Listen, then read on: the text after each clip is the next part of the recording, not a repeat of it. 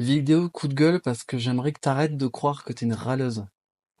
J'aimerais que t'arrêtes de croire que t'es toute seule. Et j'aimerais que t'arrêtes de croire tout ce que ton connard d'ex te met dans ta tête. Euh, Vous êtes trop nombreuses à accepter, pour le bien de vos enfants, des choses qui sont inacceptables. Tu viens de te séparer, ou tu es séparé depuis longtemps, ça peut durer depuis des années, en fait. Je sais même pas comment t'arrives à tenir ça. Et ton ex a une véritable emprise sur toi. Alors, ici est pris plein de manières, il y a plein de possibilités pour avoir de l'emprise. Il suffit simplement de se glisser dans une faille de ta tête et d'y mettre juste une petite vibration de peur. Simplement que t'aies peur. Et tu comprends que donc c'est pas pour ton bien, c'est pour te détruire, c'est pour avoir la main sur toi, et donc tout ça pour le bien de tes enfants. Faut que tu arrêtes de croire que t'es toute seule. En France, on a le code de la famille qui est le plus performant au monde, pas de l'Europe, du monde entier. C'est le code de la famille qui protège le plus la famille, l'enfant. Donc, pourquoi tu crées pas un cadre là-dessus? Pourquoi tu t'obliges à accepter que, en fait, il te plante juste la veille ou quelques heures avant la garde et tu te démerdes?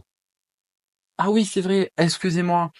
La garde, ce n'est pas un devoir, ce n'est qu'un droit. Il n'y a rien qui oblige un père à prendre ses enfants en France. Non mais attends, les aberrations, c'est pas fini. C'est pas fini, il y en a d'autres. Ils payent pas la pension alimentaire, alors ça, quand même, il y a eu des évolutions parce que la CAF prend le relais. Alors t'as vu tout ce qu'il faut que tu prouves, en fait, pour avoir droit à ça? Je parle pas du délai qui sont dans les tribunaux, mais je jette pas la pierre aux tribunaux. Parce que tous les connards d'ex, en fait, qui sont en train d'avoir des emprises et d'essorer jusqu'à la mort, parce que des mamans qui lâchent l'éponge, il y en a plein, on n'en parle pas. Les féminicides qui ont lieu là, tous les jours, en fait, en France, on n'en parle pas. Tout ça s'est passé sous silence. Pourquoi? Parce qu'on ne t'entend pas. Parce que il faut que ça devienne une priorité pour toi qu'on te respecte. Ça doit être une priorité pour toi qu'on actionne les outils qui sont nécessaires. Je jette pas la pierre aux avocats, je jette pas la pierre à certaines assistantes sociales, mais il y a certaines choses qui sont vraiment prises trop à la légère. Certaines choses sont vraiment prises trop à la légère. C'est trop peu, en fait.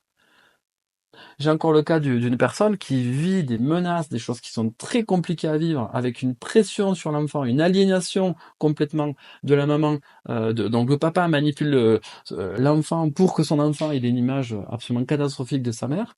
Et donc tout ça, c'est signalable. On doit faire un signalement. En France, on sait très bien que les signalements, c'est possible. C'est anonyme, tout le monde peut signaler. Eh ben on lui dit, bah écoutez, je sais pas, peut-être ce sera classé sans suite votre histoire. C'est pas assez grave. Qu'est-ce qu'il faut? Il faut des marques. Mais les marques mentales, la santé mentale, ça laisse des marques où?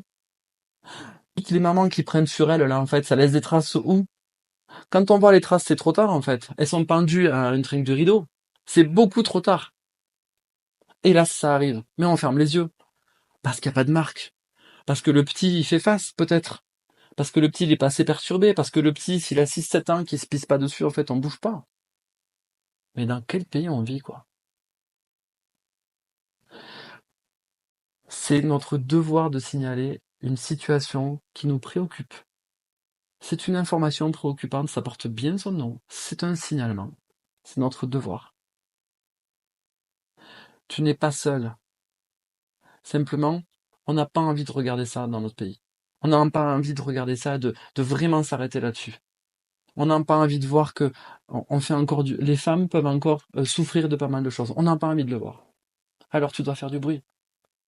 Tu dois t'entourer des bonnes personnes qui vont mettre les mots sur ta douleur. Et ça fait tellement longtemps que t'as mal que tu t'y es habitué. Et ça fait longtemps, tellement longtemps que ça dure, que pour ton fils, tu t'es anesthésié à l'endroit où t'as mal, ou pour ta fille, ou pour tes enfants, tu t'es anesthésié. Et toi, t'avances, et tu fais face. De l'extérieur, on dirait que c'est pas trop mal. Mais en fait, c'est catastrophique ce qui se passe. Il y a plein de termes comme ça qu'il faut aussi que tu connaisses. Les mesures éducatives, les médiations, etc. Aliénation parentale. T'as pas le droit de manipuler ton enfant pour qu'il se retourne contre son parent. T'as pas le droit de pourrir un parent volontairement. Toi, tu subis tout, mais tu vas pas entacher l'image du père. Faut pas que ton enfant... Il y a un cadre législatif, mets du cadre à ça. Vous êtes aussi nombreuses dans les conventions de... Maintenant, tu peux faire une convention parentale quand vous vous séparez, et vous vous entendez. Sauf que comme il y a de l'emprise, tu signes quelque chose que, en vrai... Mais en fait, t'as pas à signer ça. Moi, je vois des choses qui sont signées, mais qui sont complètement aberrantes. Ah, ben, la pension alimentaire, on s'est entendu qu'on n'en donnait pas. Ouais.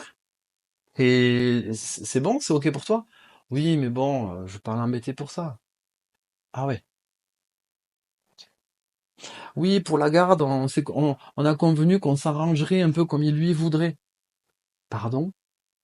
En fait, tu t'es séparé, tu n'habites plus avec lui, mais tu dois faire en fonction de son planning. Ah ouais, c'est énorme, en fait. Mais restez ensemble alors à ce moment-là. Eh ouais, mais tu comprends avec son planning. Eh ouais, mais tu comprends avec son boulot. Eh ouais, mais tu comprends quoi en fait? Quand il t'a dit que vous vous sépariez, il se doute bien qu'à un moment donné, il doit faire face à la garde. Tu dois encore t'adapter à son planning. Encore. Mais au nom de quoi tu t'adaptes en fait? À un moment donné, tu as besoin de te respecter, de faire en fonction de toi et pas de lui. Donc à un moment donné, il faut se réveiller aussi. Stop, c'est fini. On est séparés, on cloisonne. Ah ouais, mais je veux pas de conflit, je veux pas que ça se passe mal. Et puis il va pas me lâcher. Et puis, ok, je vais te redire ce que j'ai dit tout à l'heure. Il y a un cadre, il y a des avocats. Déclenche la machine qui te protège si on veut avoir de l'emprise sur toi. Tu dois être respecté. Point barre. C'est sérieux ce qu'on invoque là parce que ce que j'ai dit là, vous allez être des milliers, des millions à vous reconnaître là-dessus. Mais il devrait même pas y en avoir une seule. Pourquoi on donne le pouvoir aux hommes comme ça, de fonctionner comme ça? Pourquoi? Et encore une fois, attention, je ne généralise pas. Il y a des hommes qui sont de véritables amours. Dans les séparations, ça se passe super bien. Moi, je m'adresse juste au connard. Le vrai connard d'ex-mari. Le vrai connard d'ex-mari, ça existe. Ça existe. C'est important aussi que tu arrêtes de croire que si tu mets un cadre, si tu arrêtes de dire oui au papa, en fait, ça va aller à l'encontre des enfants. Arrête de croire ça. Toi, t'imagines que si tu mets un cadre, en fait, il va y avoir des préjudices sur les enfants. Et j'entends souvent, ouais, mais c'est pour le bien des enfants, tu comprends, il veut pas respecter les droits de garde qu'a dit le juge, et puis s'il me le prend un peu le mercredi, ça fait tellement de bien au petit. Ouais. Et c'est quoi tous les messages que t'as reçus juste avant? De quoi tu t'es fait insulter, en fait, avant, justement, de prendre le petit? Combien de fois tu t'es mordu, en fait, la langue pour pas péter un plomb, justement, quand tu fais la passation de ton pitou? Combien de fois t'as fait ça? Et ça, c'est normal. Heureusement, la loi est en train d'évoluer et il y a maintenant des assistantes sociales qui sont rattachées au commissariat, aux gendarmeries pour faire le lien entre toi et les gendarmeries et les commissariats. Parce que d'aller faire le planton à la gendarmerie toutes les semaines, je t'entends d'ici, je le sais, c'est chiant. Je le sais. Mais la gendarmerie et le commissariat sur un plan, c'est eux qui attestent au juge qu'il s'est passé ça, ça, ça. Parce que ta parole contre la sienne, ça vaut zéro. Donc t'as besoin des gendarmes, t'as besoin de la police. Et heureusement qu'ils sont là, parce qu'eux ils doivent garantir que si il se passe quoi que ce soit, ils doivent agir. Ah, ils sont là pour ça. Et comme les juges et comme les services sociaux, ils sont débordés de mamans qui viennent faire des mains courantes que le père est pas venu. Ils en sont débordés.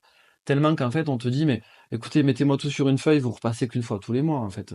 Arrêtez de venir. Est-ce que toi, tu crois normal que quand tu prends des mesures pour te faire respecter, ça se répercute sur les enfants? Est-ce que toi, tu crois normal? Est-ce que c'est normal pour toi que si tu prends des mesures pour te faire respecter, pour respecter ce qu'a dit le juge au niveau de la garde, et tout simplement que ça se passe pour le mieux, si toi, tu appliques tout ça pour du respect de toi, ce soit les enfants qui payent, il vient d'où le problème? Il vient pas de toi. Arrête de t'adapter à la connerie de ton ex. Arrête de t'adapter à la connerie de ton ex. T'acceptes sur un plan de te faire un peu manipuler, t'acceptes un peu l'emprise pour gagner, allez, 2, 3 jours de garde pour ton pichou par mois. Ça fait, imaginons, allez, 2 jours, parce qu'en général, ce genre de profil, il respecte pas du tout, en fait, la garde. Et s'il la respecte, faut voir dans quelles conditions.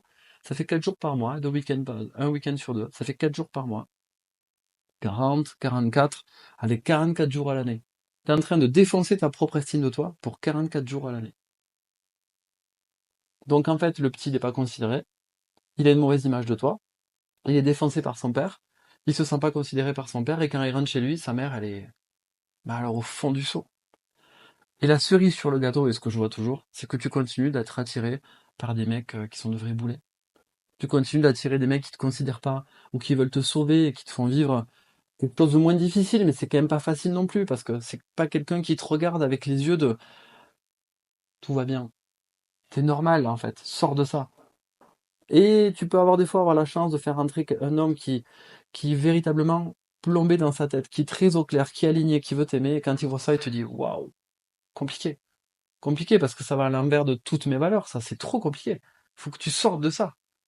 Et toi tu dis mais je peux pas sortir de ça. J'ai choisi de rester là-dedans pour que les enfants puissent voir leur papa. C'est un mauvais choix. C'est un mauvais choix. Tu veux sécuriser tes enfants, t'es la seule à le faire. Parce que tes enfants, ils ont que toi à compter. Ils peuvent pas compter sur leur père. Ils peuvent pas compter sur le soleil qui se lève enfin une fois chez leur papa, qui va enfin être bien placé. Non, non, on va pas miser là-dessus. Hein. Sur 40 jours sur l'année. Sur 40 jours sur l'année. On va peut-être pas miser là-dessus. Par contre, ta propre sécurité à toi, oui. Ton propre estime de toi, oui. Ton propre bien-être à toi, oui. Oui, oui, oui. Mets le paquet là-dessus. Focus, priorité, ton bien-être. C'est pas focus, tu te plies pour que en fait les enfants font un petit peu leur papa parce que voilà, et puis derrière tu vas te taire sur les insultes, sur les dévalorisations, sur les humiliations et j'en passe parce que ce que je dis là, c'est poli ce que je dis. Ce que tu reçois sur ton téléphone, là, si tu le mets en commentaire de la vidéo, ça va montrer la réalité.